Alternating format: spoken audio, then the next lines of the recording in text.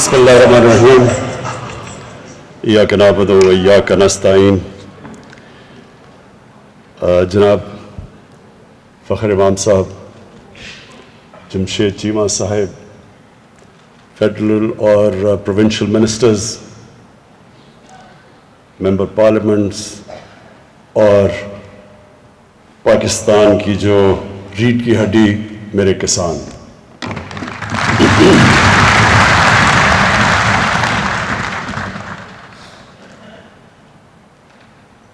آج جو ہمارا مقصد اس کسان کانفرنس کو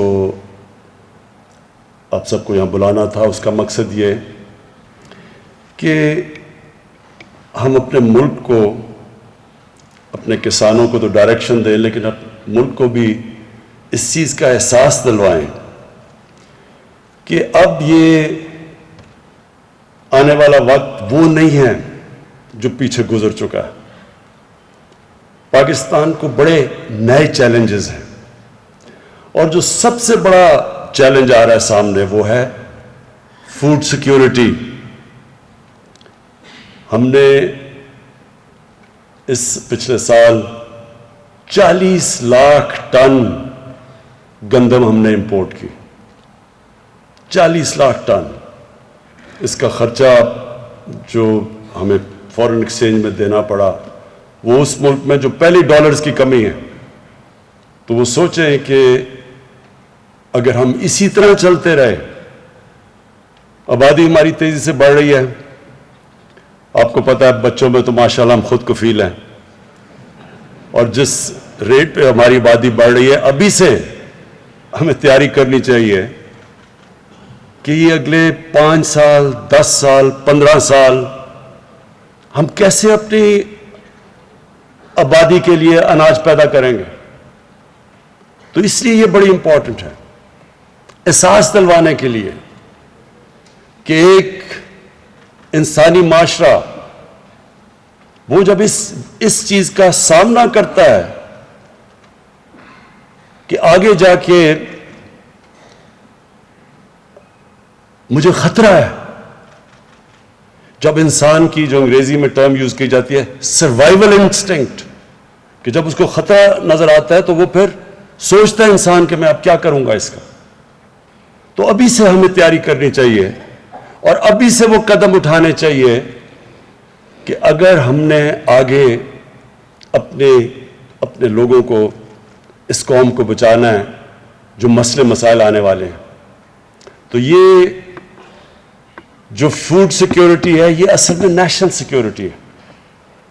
ایک ملک جو اپنے لوگوں کو پوری طرح اناج نہ پرووائڈ کر سکے, جس ملک میں لوگ بھوکے ہوں, بچے سٹنٹڈ ہوں, کہ سٹنٹڈ بھی آپ سمجھ لیں کہ یہ ہمارے تقریباً 40% بچے, 40% پاکستان کے بچے وہ اپنے پورے نہ قد پہ پہنچ سکتے ہیں یا ان کی برین پوری طرح اس طرح بڑھتی ہے کیونکہ ان کو غذا پوری نہیں ملتی. یہ بہت خوفناک فگر ہے. پہلی دفعہ اس کے لیے ہم اب احساس پروگرام میں ایک نیوٹریشن پروگرام لے کے آ رہے ہیں کہ کیسے ہم نے 3 سال تک بچوں کی غذا پوری کرنی ہے تاکہ وہ سٹنٹڈ نہ ہو, کیونکہ تو زندگی میں تو وہ پیچھے رہ گئے نا, کہ اگر نہ ان کا برین صحیح طرح ڈیولپ ہوگا اور نہ ان کا جسم, تو زندگی کی ریس میں تو پہلے وہ پیچھے رہ گئے. تو یہ صرف یہی نہیں ہے, دودھ کا بہت بڑا مسئلہ ہے. میں نے جب آیا تو مجھے کہیں سے کمپلین آئی کہ جی دودھ ہمیں خالص نہیں مل رہا. میں نے چیک کروایا, پتہ چلا زیادہ تر جو دودھ بیچا جا رہا ہے جو پیکٹ میں نہیں ہے وہ کنٹامنیٹڈ ہے. کئی علاقوں میں جب ٹیسٹنگ کروائی گئی تو پتہ چلا وہ دودھ ہی نہیں ہے جو دودھ کے نام پہ بیچا جا رہا ہے. واشنگ مشین میں دودھ بن رہا تھا, یوریا ڈالا جا رہا تھا, عجیب عجیب چیزیں. سوچیں کہ یہ ہمارے بچوں کو اس طرح کی جو اس کی گروتھ کے لیے جو سب سے بنیادی چیز دودھ ہے وہی اس کو خالص نہیں مل رہا. جب ہم نے سختی کی تو دودھ کی قیمت اوپر چلی گئی. جب خالص دودھ کے اوپر زور لگایا تو جب چیک کیا شہروں کے اندر جو دودھ آتا ہے جب اس کو چیک کیا گیا تو شہروں میں دودھ کی قیمت اوپر چلی گئی. تو پھر سمجھ آئی کہ بہت بڑا مسئلہ ہے ہمارے ملک میں. پھر اور انویسٹیگیٹ کیا تو پتہ چلا کہ ہماری جو گائے بھینسیں جو دودھ دیتی ہیں وہ 6 گنا کم ہیں اور ملکوں سے, چائنا سے, یورپ سے. تو کیا وجہ ہے اس کی؟ پھر جب ہم نے دیکھا تو ہمیں پتہ چلا کہ ہم نے کبھی سوچا ہی نہیں کہ اپنی جو ہماری گائے بھینسیں ان کی جینز ٹھیک کریں تاکہ یہاں بھی پیداوار بڑھ جائے. وہ کوئی مشکل کام نہیں تھا, صرف ہمیں اس کے لیے امپورٹ کرنی تھی باہر سے جو سپرم استعمال ہوتا ہے گائے بھینسوں کی جینز ٹھیک کرنے کے لیے. وہ کوئی اتنی بڑی بات نہیں تھی, لیکن کبھی توجہ ہی نہیں دی گئی. اصل میں مسئلہ کیا ہے؟ مسئلہ پاکستان کا ہے, ایک میں انگریزی کی ٹرم ہے ایلیٹ کیپچر. یا جو ملک ہمارا بنا وہ سب کے لیے نہیں بنا, وہ چھوٹے سے طبقے نے کیپچر کر لیا اس ملک کو, وسائل کو بھی, ساری اچھی سہولتیں ان کے لیے, مرات ان کے لیے. کبھی کسی نے چینج کرنے کی کوشش نہیں کی. دیکھیں جب انگریز آیا تھا, انگریز کی غلامی کیا تھی؟ انگریز نے اپنے لیے ایک اسپیشل سسٹم بنائے ہوئے تھے. وہ کنٹونمنٹس میں رہتے تھے, وہاں عام یہاں کے ہندوستانی نہیں جا سکتے تھے. ان کی اپنی سٹینڈرڈ تھی, ان کی تنخواہیں مفت تھی, وہ زیادہ وہ حکمران تھے. ہمارے پیسوں کے اوپر وہ بادشاہ بن کے رہتے تھے, ہم غلام تھے. لیکن جب ہمیں آزادی ملی تو ہمیں کرنا یہ چاہیے تھا کہ ہمارے جو حکمران آئے انہوں نے پھر سب کو بیچ میں, جس کو انکلوسیو کہتے ہیں, سب کو شامل کرنا چاہیے تھا پاکستان کی ترقی میں. وہ نہیں ہوا. انگلش میڈیم ایجوکیشن, میں جب پڑھا تھا تھوڑے سے تھے انگلش میڈیم سکول, باقی اردو میڈیم, سارا انٹلیکچوئل اردو میڈیم سے آتا تھا. دیکھتے دیکھتے انگلش میڈیم بڑھتے گئے اور اردو میڈیم کی سٹینڈرڈ گرتی گئی سرکاری اسکولوں کی. پہلے سارے بہترین جو اسکالر سرکاری اسکولوں سے آتے تھے, وہ سرکاری اسکولوں کی سٹینڈرڈ گر گئی. تھوڑے سے لوگوں کے لیے پرائیویٹ انگلش اسکول بن گئے, اچھی تعلیم اور نوکریاں ان کے لیے. کسی نے نہیں سوچا کہ عام آدمی کیسے اس تعلیم سے 21ویں صدی میں جائے گا. اور یہ ہر چیز یہی مسئلہ آیا. ہسپتال گورنمنٹ کے اچھے بنے تھے, وہ پیچھے رہ گئے, پرائیویٹ ہسپتال بن گئے, پیسے والے لوگ پرائیویٹ ہسپتال, بچارے عام عوام گورنمنٹ ہاسپٹلز میں جس کی سٹینڈرڈ کچھ نہیں تھی. انصاف کا نظام بھی کیا ہوا؟ وکیل ہیں, مہنگے وکیل ہیں تو انصاف ہے. غریب کمزور آدمی جب طاقتور کے سامنے عدالت میں جاتا ہے وہ مار کھا جاتا ہے. قبضہ گروپ بن گئے, کیسز زمین کا کیس ہی نہیں حل ہوتا تھا, قبضے شروع ہو گئے. ہر جگہ کمزور آدمی نے مار کھائی, پیچھے رہ گیا, تھوڑے سے لوگ اوپر چلے گئے, اچھی نوکری تھوڑی سی ایلیٹ کے لیے. تو جو ہماری زراعت تھی ادھر بھی یہی ہوا. اصل تو زیادہ تر ہمارے کسان تو چھوٹے ہیں, چھوٹی لینڈ ہولڈنگز کے, جو بڑے بھی تھے آہستہ آہستہ زمین بڑھتی وہ چھوٹی چھوٹی لینڈ ہولڈنگز ہو گئی. تو جو چھوٹے کسان تھے ان کی جب تک ان کی مدد نہ ہم کرتے, ان کے پاس تو وسائل نہیں تھے کہ وہ سیڈ اچھی سی دنیا سے ڈیولپ کرتے یا لے کے آتے یا امپورٹ کرتے. ان کے پاس تو پیسہ نہیں تھا, کریڈٹ نہیں تھا, ان کے پاس تو اتنے پیسے نہیں کہ وہ پیسہ خرچ کر کے اپنی زمین کی پیداوار بڑھاتے, نہ وہ مارکیٹ کر سکتے. وہ فصل جلدی اگر نہیں بیچتے تو ان کے پاس سٹوریج ہی نہیں تھی, تو اس کے لیے بیچ میں آڑتی آ گیا. نہ ان کو کیپٹل, نہ ان کو پیسے ملتے تھے, نہ ان کے پاس سٹوریج تھی, تو ان سے سستی چیزیں خریدتے اور وہ مہنگی بیچتے تھے. اور پھر جو وہ انپٹس کے لیے چیزیں خریدتے تھے وہ مہنگی ہوتی تھی بنسبت طاقتور کے. تو ہر جگہ جو سسٹم تھا اس نے چھوٹے کو پیچھے چھوڑ گئی ریس میں. اور جو انسانی معاشرہ ہوتا ہے جس میں انسانیت ہوتی ہے, وہ پہلی چیز اس کی حکومت دیکھتی کمزور طبقے کو ہے. میں اس لیے بار بار مثال دیتا ہوں, میں جب اقتدار میں نہیں آئے تو میں کبھی مدینہ کی ریاست کی نہیں بات کرتا تھا, میں صرف اسلامی فلاحی ریاست کی بات کرتا تھا. اور پھر میں جو 3 اصول تھے مدینہ کی ریاست کے, جسے جو بنیاد رکھی گئی مسلمانوں کی عظمت کی, جب امامت کی انہوں نے دنیا کی کئی سو سال, وہ تھا انصاف، انسانیت اور خودداری. جو مدینہ کی ریاست تھی اس نے کیا کیا تھا جو باقی مختلف تھا دنیا میں؟ انہوں نے سب سے پہلے نچلے طبقے کو اٹھایا تھا. اور جو چائنا کی آج دنیا میں سب سے تیزی سے اوپر جا رہا ہے، اس نے کیا کیا تھا؟ اس نے اپنے پچھلے 35 سال میں جب 70 کروڑ لوگوں کو غربت سے نکالا تو تب وہ سپر پاور بنے. اور انہوں نے ایسے کیا کہ انہوں نے اپنے کسانوں کی، چائنا میں بھی چھوٹی چھوٹی ہولڈنگز تھی، غربت اصل میں دیہاتوں میں تھی، تو چائنا نے اپنے ملک کو اٹھانے کے لیے وہ چھوٹے کسانوں کی مدد کی، جو کہ ہمیں 74 سال پہلے شروع کر دینی چاہیے تھی، جو ہم نے نہیں کی.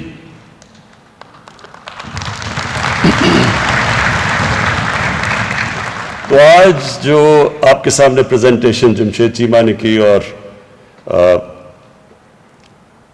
منسٹر فخر امام نے آپ کے سامنے جو زراعت کے اوپر بات کی، میں صرف اس کو سم اپ کر دیتا ہوں کہ وہ ہے کیا. اگر ہم اسی طرح چلتے رہے آگے، یہ یقین ڈال لیں کہ ہمیں صرف فوڈ سیکیورٹی اتنا بڑا مسئلہ بن جائے گا کہ یہ ہماری نیشنل انسیکیورٹی بن جائے گی. ہم اگر اپنے لوگوں کو، کوئی بھی قوم اپنے لوگوں کو صحیح معنی میں غذا نہیں دے سکتی، وہ کبھی بھی آگے نہیں بڑھ سکتی. بھوکے لوگ اگر آپ کے قوم میں اگر 15, 20, 30, 40% بھوکے لوگ رہ جائیں تو وہی قوم کو نیچے لے آئیں گے، اور لانا بھی چاہیے. وہ قوم اس کو سزا ملنی چاہیے جو کہ اپنے لوگوں کو کھانا نہیں دے سکتی، ان کی غذا پوری نہیں کر سکتی. لہذا آج جو بتایا گیا کہ اگر ہم ایسے ہی چلتے رہے تو آگے ہم اپنے لوگوں کا، ابھی بھی ہمیں امپورٹ کرنا پڑتا ہے کھانے پینے کی چیزیں، لیکن اس ریٹ کے اوپر جب ہم جا رہے ہیں آگے ہمارے یہ مسئلے اتنے بڑھ جائیں گے کہ یہ اصل میں نیشنل سیکیورٹی کا مسئلہ بن جائے گا. تو اس لیے آج سے ہم اب فیصلہ کر رہے ہیں کہ ہم نے وہ قدم اٹھانے ہیں جو آگے بجائے یہ کہ ہمارے آگے کھانے کی انسیکیورٹی ہو، ہمارے پاس کھانا نہ ہو، ہم ایکسپورٹر بن جائیں. تو میں آج آپ سارے کسانوں کے سامنے ایک بات کہنا چاہتا ہوں. دیکھیں، اللہ نے جب فرشتوں کو کہا کہ آدم کے سامنے جھکو، اور شیطان نے کہا کہ میں تو آگ کا بنا ہوا، میں نہیں جھکتا، تو اللہ نے کیا کہا تھا؟ فرشتوں کو کہا تھا کہ تمہیں بھی نہیں پتا کہ میں نے کتنی اس انسان کو صلاحیت دی ہے. اللہ نے ہمیں اشرف المخلوقات بنایا ہے، سب سے عظیم مخلوق. اس نے ہمارے میں جب فرشتوں کو کہا کہ تمہارے پاس، تمہیں بھی نہیں وہ طاقت دی، جو صلاحیت دی جو انسان کو دی، اس کا مطلب ہم سب میں اللہ نے وہ صلاحیت پیدا کی ہے جو کسی اور اس میں مخلوق کو نہیں دی. لیکن اس صلاحیت کو نکالنے کے لیے اللہ نے کوئی کنڈیشنز لگائی ہوئی ہیں، اور وہ کنڈیشن یہ ہے کہ انسان اپنی عقل استعمال کرتا ہے اور انسان محنت کرتا ہے. اور یہ بھی ہے کہ لا الہ الا اللہ، کسی کے سامنے وہ جھکتا نہیں، وہ اپنے پیر پہ کھڑا ہوتا ہے. یہ جو انسان کے اندر طاقت آتی ہے جب وہ ارادہ کر لیتا ہے کہ میں نے یہ مثلا ایڈمنڈ ہلری نے فیصلہ کیا، جو پہلا آدمی چڑھا تھا سب سے اونچے پہاڑ پہ، کہ میں نے اس پہاڑ پہ چڑھنا ہے. یاد رکھیں اس سے پہلے جنہوں نے بھی ماؤنٹ ایوریسٹ کے اوپر چڑھنے کی کوشش کی تھی، یا وہ فیل ہو گئے تھے یا وہ مر گئے تھے. تو جان کی اس کو بازی لگانی پڑی، لیکن اس نے فیصلہ کیا میں نے چڑھنا ہے. تو انسان کامیابی تب ہوتا ہے جب وہ ارادہ کر لیتا ہے، کشتیاں جلا دیتا ہے کہ اب میں نے یہ کرنا ہے. تو ہمیں پاکستان کو، جو ہم ایک غلط راستے پہ چڑھ گئے، جب ہم نے ایڈ کے اوپر جس طرح ایک منشیات لینے والے کو جو ایڈکشن ہو جاتی ہے، ہمیں بھی ایڈ کی ایڈکشن ہو گئی. جب ہم کسی کے سامنے ہاتھ پھیلا کے ایڈ لے کے اور قرضے لے کے گزارا کرتے تھے تو ہمارے میں وہ طاقت ہی نہیں آئی جو آنی چاہیے تھی اگر ہم اپنی طاقت کے اوپر ڈپینڈ کرتے. اللہ نے اس قوم کو کیا نہیں دیا. ابھی آپ کو جمشید چیبہ نے بتایا کہ کیا کیا فصلیں اگ سکتی ہیں یہاں, کتنی, سارا بلوچستان کا بتایا. کسی نے سوچا ہی نہیں اچھا جی بلوچستان تو وہاں تو بارش ہی نہیں ہے, اس کی کسی نے پرواہ ہی نہیں کی کہ اس بھی بلوچستان میں بھی ہم کیا کیا اگا سکتے ہیں. ایسے جب لوگ فیصلہ کر لیتے ہیں تو حالانکہ وہ ہم اسرائیل کو ہم ریکگنائز نہیں کرتے کیونکہ وہ جو ظلم کیا انہوں نے فلسطینیوں پہ, لیکن انہوں نے اس ریگستان کے اندر جو ٹیکنیکس استعمال کیے پانی کی, جو اس نے ریگستان میں جس طرح کی چیزیں اگائی ہیں, تو ہمارے پاس تو وہ اتنا علاقہ پڑا ہوا ہے کیونکہ وہاں علاقہ تھوڑا تھا, بارش بھی نہیں تھی, تو انہوں نے اپنا ذہن لڑا کے اسی ریگستان کو کہاں سے کہاں پہنچا دیا. ہم اللہ کے ایک وہ یہ نعمت ہے پاکستان کی جو اللہ نے ہمارے پہ دی ہے. 12 موسم ہے یہاں, اوپر سے شروع کریں آپ کاراکورم سے اور نیچے تک جائیں تو ہر جگہ پہ ہمارے پاس ہم ہر قسم کی کچھ بھی اگا سکتے ہیں, پھل اگا سکتے ہیں, کچھ بھی اگا سکتے ہیں, لیکن ہم نے کبھی سوچا ہی نہیں اس طرف. آسان تھا وہی جو موہنجو داڑو کے زمانے سے جس طرح کی کسان چلے آ رہے تھے وہی ہم ابھی بھی کر رہے تھے, کسی نے کوشش ہی نہیں کی. تو ہم نے جو فیصلہ کیا ہے کہ اب ہم ہر طرح یہ ارادہ کر لیا ہے کہ اب ہم نے اس ملک میں ہر قسم کسان کی مدد ہی نہیں صرف کرنی, کسان کے لیے ریسرچ کر کے اس کو بتانا ہے کہ ہر علاقے کے لیے کیا کیا چیز بہترین ہوگی, زوننگ کرنی ہے.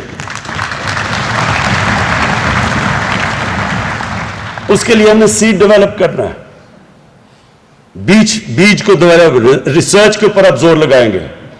شروع میں ہمیں بڑا فائدہ ہے کیونکہ چائنا کے ساتھ سی پیک کے اندر ہم نے فیصلہ کیا ہے کہ سی پیک کے اندر میں شامل کر لیا ہے زراعت کو, کہ ادھر کی جو ٹیکنیکس ہیں وہ ہم لے کے آئیں گے یہاں.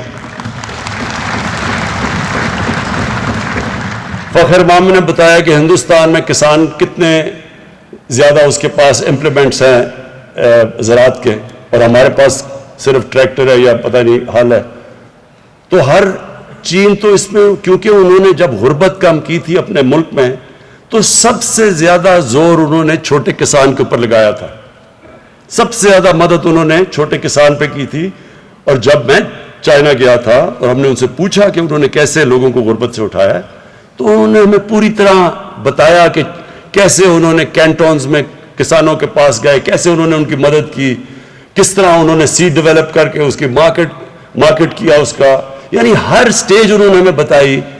تو اصل میں جو انہوں نے دیہات میں غربت ختم ہی کی, اور آج ہمارے بھی سب سے زیادہ غربت تو دیہات میں ہے, تو وہ ہوگی تب جب ہم خاص طور پہ کسانوں کی تو مدد کریں گے لیکن چھوٹے کسان کی مدد کریں گے, کیونکہ اس کے پاس وہ وسائل نہیں ہیں, اس کے پاس پیسے نہیں ہوتے, وہ قرضے نہیں, بینک اس کو وہ قرضے نہیں دیتے چھوٹے کسانوں کو.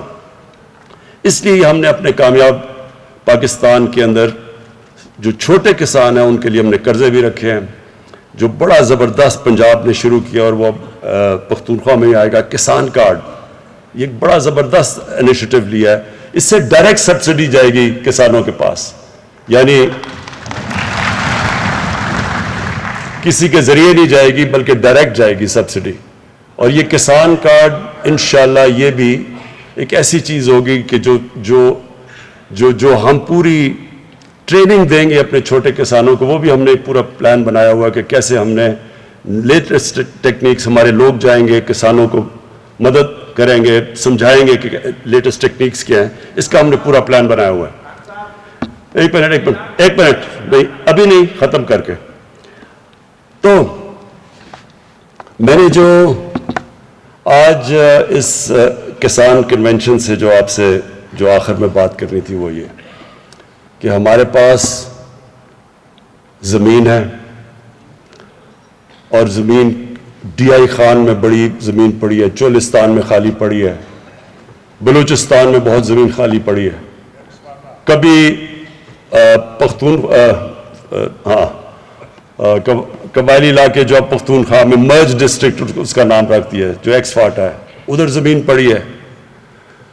وہاں ہم نے کبھی سوچا ہی نہیں, کوئی نئی ٹیکنیکس کا ہی نہیں سوچا. جس طرح اب ایک زیتون کا انقلاب آ رہا ہے ان سارے علاقوں میں.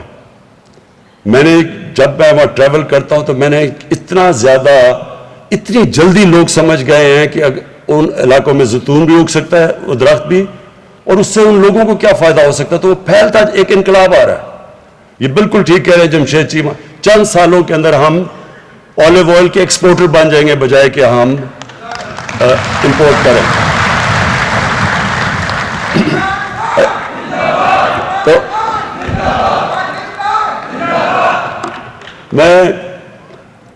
تو میرے میں پورا یہ اپنی قوم پہ اعتماد ہے کہ ایک دفعہ ہم مدد کریں لوگوں کی. ہمارا کام ہے ساری دنیا سے لیٹسٹ انفارمیشن لائیں کسانوں کے لیے, لیٹسٹ ٹیکنیکس لے کے آئیں آپ کے لیے, زوننگ کروائیں کہ کیا کیا اگ سکتا ہے. مثلا میں نے اپنے گھر میں ایووکاڈو لگایا اور میں حیران ہو گیا کہ جتنا بہترین ایووکاڈو اس علاقے میں اگتا ہے. اب ایووکاڈو وہ سبزی ہے جو ساری سبزیوں میں سے سب سے مہنگی سبزی سمجھی جاتی ہے. تو وہ تو ہم یہ علاقہ بالکل زبردست ہے ایووکاڈو کے لیے, کبھی کسی نے سوچا ہی نہیں. یہ آپ ایکسپورٹ کر سکتے ہیں. تو پاکستان میں صرف ہم نے جو آج تک اپنا ذہن ہی نہیں لڑایا اس طرف, کسی نے سوچا ہی نہیں کہ اللہ نے یہ کتنی بڑی یہ ملک ہمیں نعمت دی ہے. ہم نے سوچا ہی نہیں کہ ہم اس کا کیسے پوری طرح اس کا شکر ادا کیسے کریں گے کہ اس کو صحیح معنی میں اس کی قدر کر کے. تو ابھی تک تو ہم نے قدر نہیں کی. تو اب ہمارا پورا پلان ہے, یہ جو میں کنونشن کا صرف آپ کو یہ کہنا چاہتا ہوں کہ اب پوری یہ گورنمنٹ کا زور ہوگا, ساری ہماری اس پہ ریسرچ بھی ہوگی, ہماری پوری توجہ ہوگی, مسلسل ہماری میٹنگز ہوں گی. کسان ابھی جو رہنما ابھی بات کی انہوں نے, جو ایسوسیشنز کے پریزیڈنٹس ہیں, ان سے ریگولرلی آپ سے انٹریکشن رہے گا کہ آپ کو مسئلے آ رہے ہیں, آپ کے پرابلم سٹوریج کے ہیں, وہ مارکیٹنگ کے پرابلمز ہیں. سب سے بڑا تو مجھے یہ پتا چلا, خوف آیا کہ 30% ہمارے پھل اور ہماری سبزیاں ضائع ہو جاتی ہیں. 30%. اور وہ کیوں ضائع ہو جاتی ہیں کہ نہ وہ ایک سٹوریج نہیں ہے, دوسری ٹرانسپورٹیشن میں وہ چلی جاتی ہے, اور تیسری پھر انتظار جو کرنی پڑتی ہے کسان کا اور ڈائریکٹ مارکیٹس کا, اس کے بیچ میں کوئی کنیکشن نہیں ہے. تو جو چائنا میں ہم جب گئے تو انہوں نے ہمیں کیا بتایا, وہ ایک ٹرم استعمال کرتے ہیں ورچوئل مارکیٹس. ہوتا کیا ہے کہ وہاں ایک مارکیٹ ہوتی ہے, ادھر جاتا ہے کسان, وہ کہتا ہے جی میرے پاس یہ چیزیں ہیں, وہ وہاں کہتا ہے, ادھر سے وہ کنیکٹ کر دیتے ہیں ان کو شہروں کے اندر. ادھر لوگ بیٹھے ہوتے ہیں, وہ انفارمیشن ٹیکنالوجی کا استعمال ہے, آٹومیشن ہے, وہ ادھر سے بتا دیتا ہے. وہ کہتا ہے جی اچھا, وہ پھر اس پہ دکھاتا ہے کہ یہ میرے پاس یہ گائے بھینس ہیں, یہ ہے میں بیچنا چاہتا ہوں. وہ ادھر سے بیٹھ کے بتا دیتا ہے اچھا مجھے یہ چاہیے. سیدھا وہ وہاں سے گیا, وہ سیدھا ادھر, کسان کو بھی پیسے زیادہ مل گئے, اور جو اس کا جو پروڈکٹ ہے وہ سستا مارکیٹ میں بکا, عوام کو بھی فائدہ ہو گیا, سستی چیزیں مل گئی اس کو بھی. سو یہ جو نئی چیزیں ہیں یہ ساری اب ہم لے کے آئیں گے. کوشش صرف یہ ہوگی کہ کسان خوشحال ہو ہمارا. جب کسان خوشحال ہوگا تو وہ اپنی زمین پہ پیسہ لگائے گا. جس طرح ہم نے فیصلہ کیا کہ ہم نے جو کسان جب گنا شوگر مل پہ لے کے جاتا ہے تو فوری طور پہ پہلے کرشنگ صحیح ٹائم پہ شروع کریں, ڈیلے نہ کریں, اور اس کے بعد اس کو پورا پیسہ دیں, اس کی پوری قیمت دیں. اگر سپورٹ پرائس ہے تو اس کی پوری قیمت ملے, اور اس کے بعد پیسہ فوری دے. یہ نہ کہ 1 سال تک اس کے پیسہ نہ دے.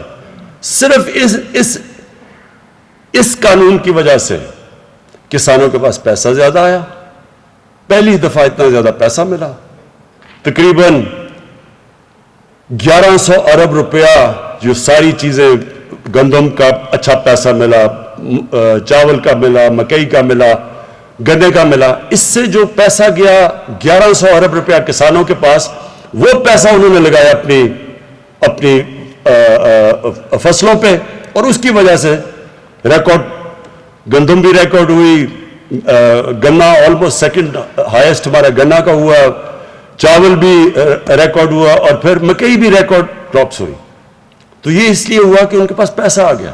تو ہماری کوشش یہ ہے کہ جتنا ہم اپنے کسان کو خوشحال کرتے جائیں گے اتنا ہی اس ملک کی پیداوار بڑھتی جائے گی. جتنی ہم اس کو نئی ٹیکنیکس بتاتے جائیں گے, ٹیکنالوجی لے کے آئیں گے, سیڈ ڈیولپمنٹ کریں گے, مارکیٹ کریں گے, اتنا ہی وہ خوشحال ہوگا, اتنا ہی ملک کی پیداوار بڑھے گی. آخر میں ایک مولانا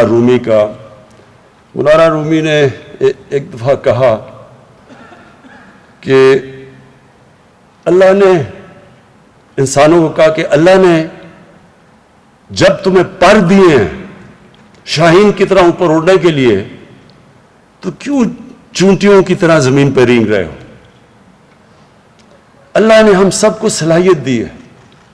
ہمیں یہ ضرورت نہیں ہے کہ ہم کسی کے سامنے ہاتھ پھیلائیں, ہم کسی کے سامنے جھکیں.